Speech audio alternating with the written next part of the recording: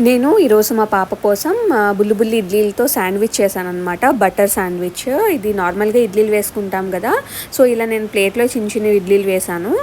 వేసిన తర్వాత మనం బటర్ కావాలండి దీనిలో. అలాగే ఏదైనా చట్నీ ఉంటే పర్వాలేదు, బట్ టమాటో చట్నీ అయితే పిల్లలు బాగా పుల్ల పుల్లగా ఉంటుంది కదా, ఇష్టంగా తింటారనమాట. నా దగ్గర టమాటో అండ్ బీట్రూట్ చట్నీ ఉంది.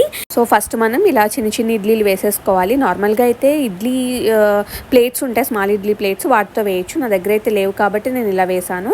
సో ఒక ఇడ్లీ మీద బటర్ రాసేసాను అండ్ ఇలా సెకండ్ ఇడ్లీ మీద వచ్చేసి టమాటో బీట్రూట్ చట్నీ రాసాను అనమాట. ఈ రెండింటిని ఇలా కలిపేసి శాండ్విచ్ కింద అయిపోతుంది. అండ్ టేస్ట్ అయితే మీరు నమ్మరు, చాలా అంటే చాలా ఎమ్మీగా ఉంటుంది.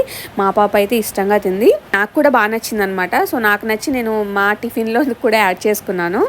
ఈ ఐడియా, ఈ రెసిపీ మీకు నచ్చినట్లయితే please subscribe the channel. And subscribe చేసుకునే ముందు లైక్ చేయండి, షేర్ చేయండి, కామెంట్ చేయండి మీకు ఎటువంటి రెసిపీస్ కావాలో. Thank you so much for watching the video.